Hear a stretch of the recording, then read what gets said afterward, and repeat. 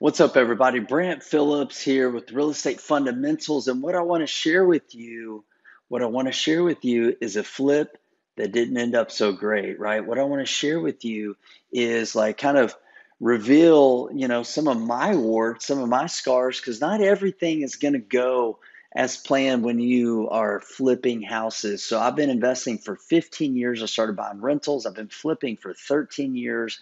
Have literally flipped hundreds of homes. So let me share with you some important fundamentals. Let me share with you why I flipped this house. Let me show you what I expected and projected to do and what actually happened.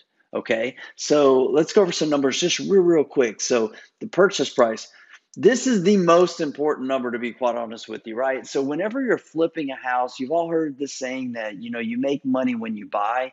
It's absolutely true. But what you also do whenever you buy is you create some oxygen. If you buy it right, to give yourself some time, if things go wrong, if you go over on your rehab, longer days on the market, buying it right is going to give you some oxygen, right? It's going to give you some safety and a little bit of cushion there.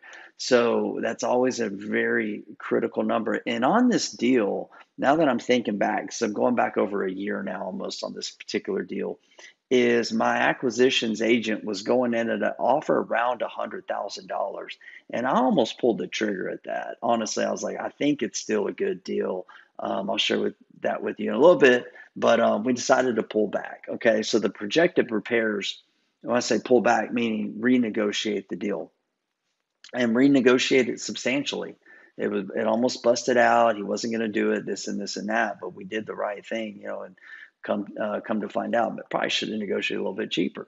But these were our projected repairs. I'll go over some pictures, before and after pictures, with you in just a minute. It was a gut job, full rehab.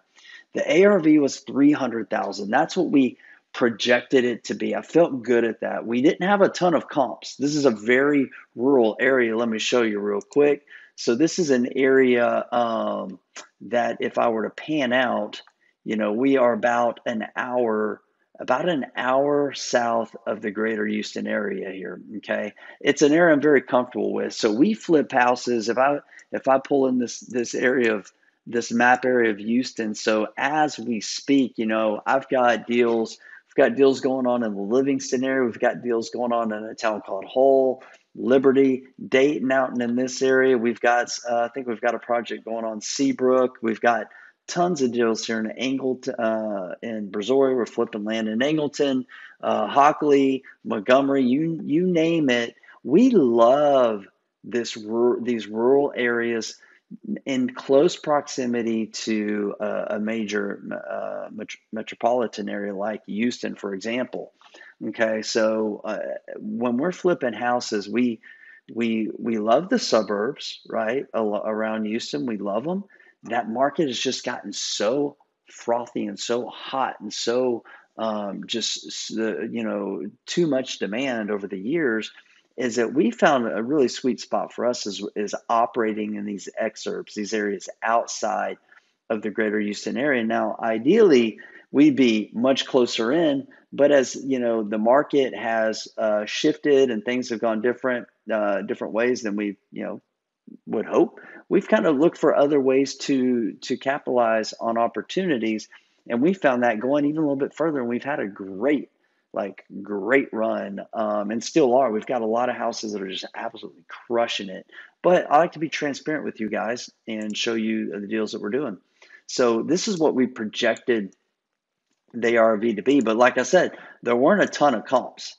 This is let me scroll in here. You see this particular subdivision, I guess is what we'll call it. It's basically two streets here. Now, what we had going in our favor was this particular home right across the street, sold for $325 earlier this year. Okay, it did have a bigger lot. It was essentially it was a bigger lot. It had a pretty nice like warehouse kind of thing. We're on a little thinner lot here. We did have a detached garage. I'm sorry. This is our home right here. Okay, this is our house right here. This guy had like a double lot, had some more square footage and things like that.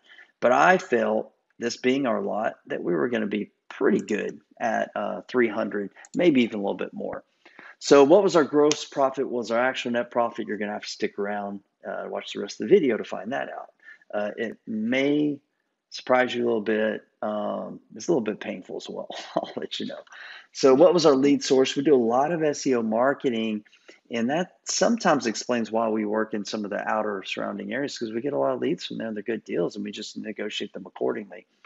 Financing source, private money. Come on. You guys follow me. You guys know me. Like, we do everything with private money. Love my private lenders. Been raising money for 13 years now and fund all of our initial acquisitions with private money. Now, we utilize banks and other funding sources for long-term financing, but 100% private money. And if you're looking to raise private money, maybe you're looking to lend or just understand the private lending process, be sure to check out my book, Private Lender Playbook. You can go to privatelenderplaybook.com, get a copy of that. All right, so let's take a look at some of the pictures before we get into the numbers. This was a full gut rehab, pretty major foundation repair. We replaced all the posts. We've installed custom shutters. We do like a 1x4 shaker style type of shutter and new windows, new roof. We would have loved to keep the metal roof. It wasn't leaking or anything that I recall. Maybe it was. I barely saw the house, but it was dented and dinged up and had a lot of issues with it. So unfortunately, we had to replace it. Replaced a lot of the concrete. You can see here. Pretty gnarly looking, concrete, not great. Could we have kept it? Could have, but it was pretty shot. I think that would have affected our offer, right, or affected our value. So whenever you're determining, when do you do a repair or not is a great question. You should always be asking yourself that question. So what we're trying to figure out is like, what is the must, should, and wow? What must we do? What should we probably do based on the market conditions? And then do we want to add some wow factor? So this was just one of those things that, yeah, we should replace it because it's an eyesore. And then also you stack on top of the must, should, and wow questions like, is this going to, affect, improve, or decrease our after repaired value? And is it going to entice or stimulate a buyer to make an offer, or will it prevent a buyer from making an offer? Meaning we probably could have, tested the market, not done the concrete and put it out there, but would that be something that was concerning to a buyer? Probably so. Would they have reduced their offer? Probably so. So we just did it, even though it wasn't going to add a lot of value. We felt like it was going to help us, right, keep our price or kind of stick at a price that we wanted. Man, this seller it was basically a hoarder's home, a hoarder's house, and he had a lot of vehicles. He had an old broke down RV, so we had to, work the Craigslist world and market. My team went to work posting, getting people to remove these things and just giving them away. But we got it all cleaned up. And those are some after pictures. This was a detached garage with also a small apartment, small little kitchen and bedroom and bathroom. However, we did not know that the septic and the sewer was never connected from this bathroom. You heard me right. It was just kind of running around wherever it could go. And so they never got it permitted, never got it done properly. So that's something that we had to come back and fix later on. But pretty cool overall detached garage. Did a lot of extensive brickwork, fascia boards, siding, not siding, but soffits, doors, windows, et cetera, et cetera. So the whole 9 yards on the exterior. Same thing on the interior, flooring, baseboards, crown molding, light fixtures, recessed lights, brand new AC system. Gutted the kitchen. This was kind of an enclosed, outdated kitchen, right? It's very enclosed. So we just opened it up. Pretty small square footage here, but we did the most of what we could. New kitchen cabinets, new appliances. Oops, here we go. New granite countertops, slide-in range, and there's bathroom remodel. I don't have a picture of the master bath for some reason. My assistant didn't put that in there, so I apologize about that. But basically, standard subway tile, backsplash, or tub surrounds, granite countertops, you know, your standard typical rehab, so to speak. So now let's talk about some numbers. So going into this thing, okay, going into this thing, so we projected that we were going to sell at about $178 per square foot, $300,000. I've already shared my purchase price with you, and what we projected the rehab to be, $56 a foot, pretty healthy rehab budget. But at the time I'm recording this, we just went through this super surge of inflation, material prices going through the roof, labor going through the roof. So this didn't end up the way that we intended it to be. I also share with you, let's see, I've got some baked in marketing cost, loan amount, and this is what we call, so this is what we call, you know, some of the key indicators, right? What are some of the indicators of a good or great deal? A 50% LTV is like pretty smoking hot deal, okay?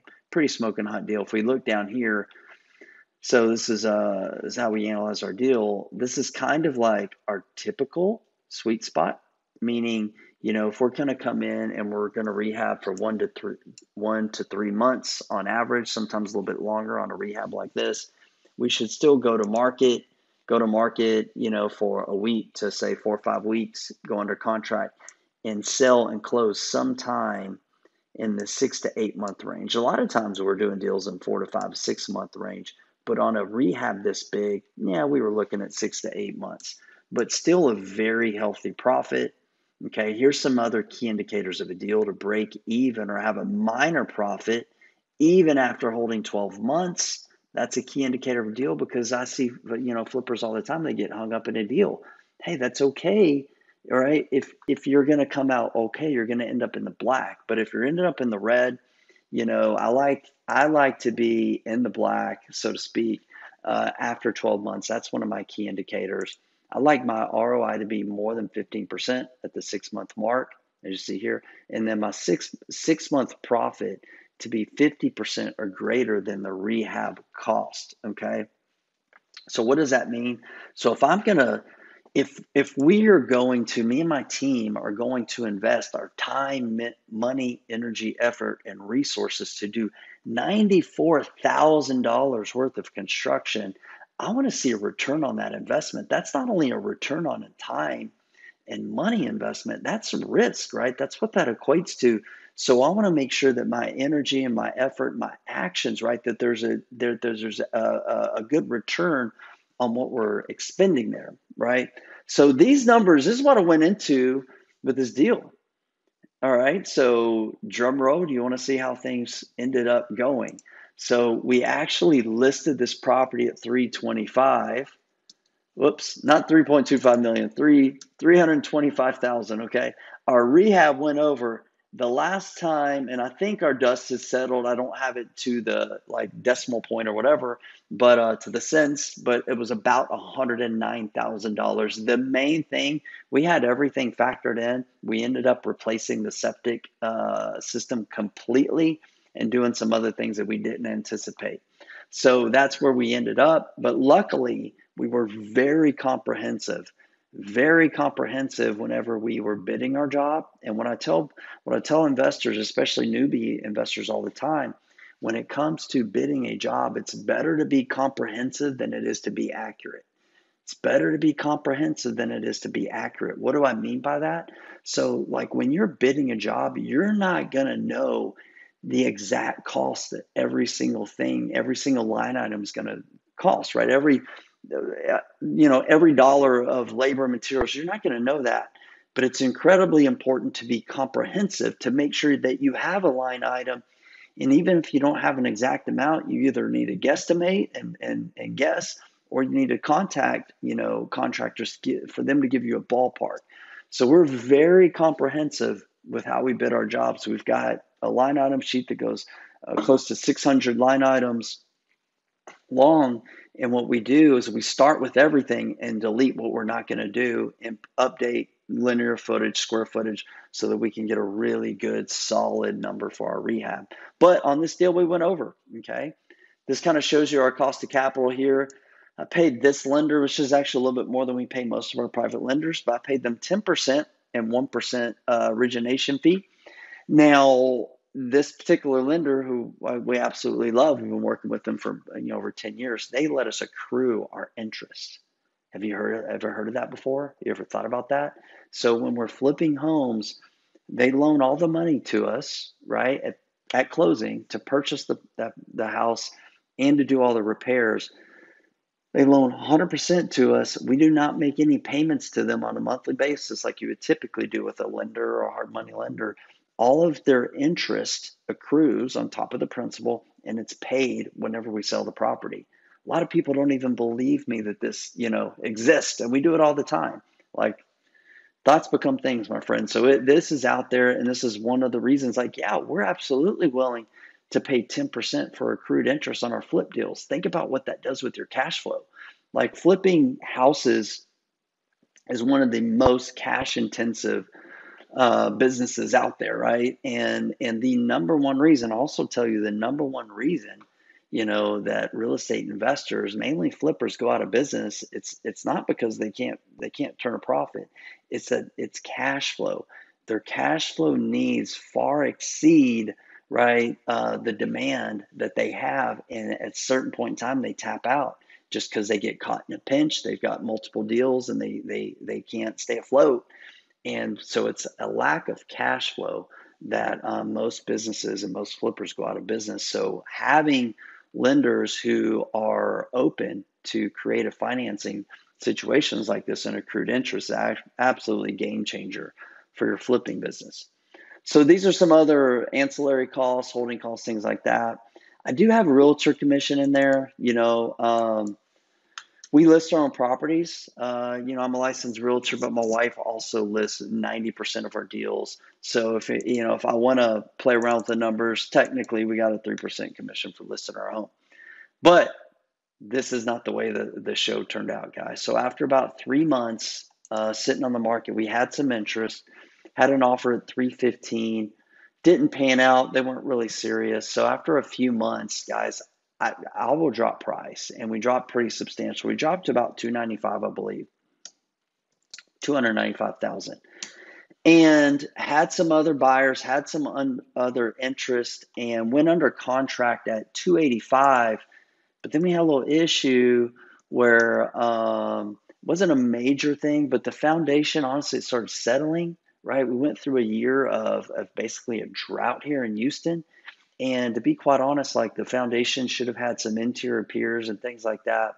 So that contract didn't move forward. So we had to take the property off the market, go adjust, add some piers to the foundation, and come back. And long story short, guys, whenever all was said and done, we just closed this property about 2 weeks ago. We ended up selling it 260,000. Okay, 260,000, and it was not sold in month six, seven, or eight, like I wish it had been. We did not sell this property until month 11. And this is like, oh, so incredibly painful. When I was going into this deal looking like, man, this is definitely going to make us 50 grand. I would have, I would have bet money on it, but it didn't. If I want to add in, all right, did I receive a real estate commission? Yes. But at the end of the day, is this a good deal? No, it's not. It's really a pretty terrible deal. So right here, if you can see break even, or even a minor profit after 12 months, it did check that box. Okay, so that was good. The ROI being more than 15% at the 6-month mark, it was there. The problem, right, this is my initial projection. The problem was that we didn't officially sell it and close it until here, right? So this is not a good deal. And then absolutely we were not. All this time, energy, and effort to do over $100,000 of repairs for a measly walking away home of like 11 grand. Not worth it. But my friends, we keep, I will continue to flip. Flipping has been incredibly, incredibly good to me and my family and my team. We're currently flipping, I think, 8 houses we have right now. Most of these do incredibly well. I share other case studies and they go really great. So I'm not trying to discourage anyone out there. I'm actually trying to encourage you and really, not to brag or to boast or impress anybody, to impress upon you the importance of doing your due diligence up front, not only looking at the upside, what is the downside, and how can you mitigate that downside and move forward with the deal and be profitable. And when deals aren't profitable, look, on a deal like this, the good news is, like, even though it wasn't extremely profitable, it was still profitable, right? Like, I was still in the black, not in the red, didn't take a loss, and it all came down to doing our due diligence, renegotiating that deal when I had some concerns, right? So when we're talking to the seller, I'm saying, this house could be a 265. And now I'm recalling a conversation I had with my acquisitions agent. I didn't think it was. I'm like, that's worst case scenario. It was 265. But guess what we did? We negotiated the deal based on that worst case scenario, right? And if there's one thing that you take away from watching this, is that take that take that in mind, right? Especially in the market that we're entering in. What is the worst case scenario? Let that be where you go from, not best case scenario. That's how flippers don't last long in this business, right? So, hey guys, I hope you got a lot from this video, from this case study, and looking forward to share more with you in the future. If you got some value from this, hit that like button, hit that subscribe button, and we'll talk to you next time.